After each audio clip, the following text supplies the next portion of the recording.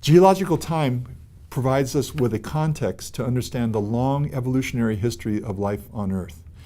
However, geological time can be very perplexing to look at from the outside. There are a lot of names. These numbers are very hard for us to get our head around. The lifespan of a human being 60, 70, 80, 90, 100 years old. And we want to discuss things that took place 1 billion years ago. And these are very difficult to put into a context.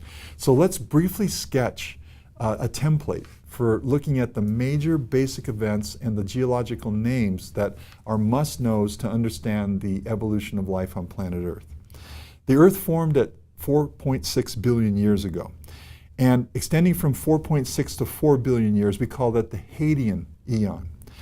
Now, within that Hadean eon, a lot of things were happening, one of which was the Earth was hit by a large rock body, which we think was the size of Mars. And when it struck the Earth, it blasted material into space and formed the Moon.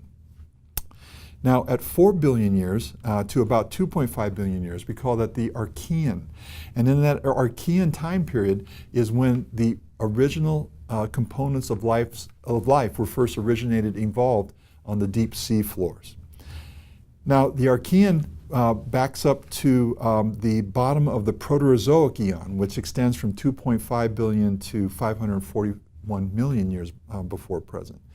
And that time period is really benchmarked by the advent of having oxygen that's produced by photosynthetic bacteria that we call cyanobacteria, flooding the Earth environments, both the atmosphere and the oceans, and transitioning fundamentally based on a biological driven event, an Earth going from no oxygen to oxygenated. Now, that end of the Proterozoic and into the Paleozoic, that was a very important transition that is marked by the advent of having multicellular eukarya actually develop skeletons.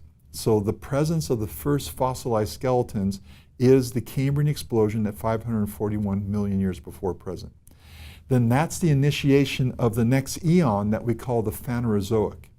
And the Phanerozoic is broken into 3 components. The first one is the Paleozoic, going from 541 to 252 million years before present.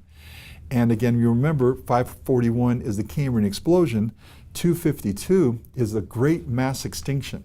The death of 85% of what was living on Earth took place at that time period at the Permian-Triassic boundary, and that's why we call that the PT extinction.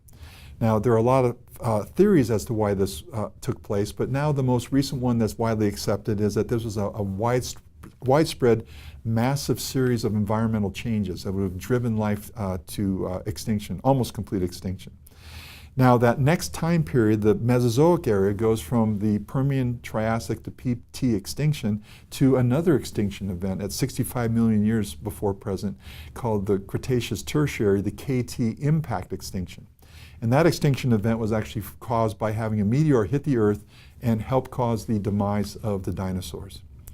Then the next interval of time goes from the end of the Mesozoic, that meteor impact, into the present day, and we call it the Cenozoic era, starting at about 66, 65 million years before present. In this time period, many, many important things took place, but one of them is that we had the onset of glaciation of our current planet. So the Antarctic ice sheet started forming at about 45 million years ago, and of course, an incredibly important event took place at about 2.5 million years before present, and that is the origination and beginning of the evolution of humans. This context of deep geological time will give us a framework within which to better discuss then all the events that have led up to the evolution of life on planet Earth.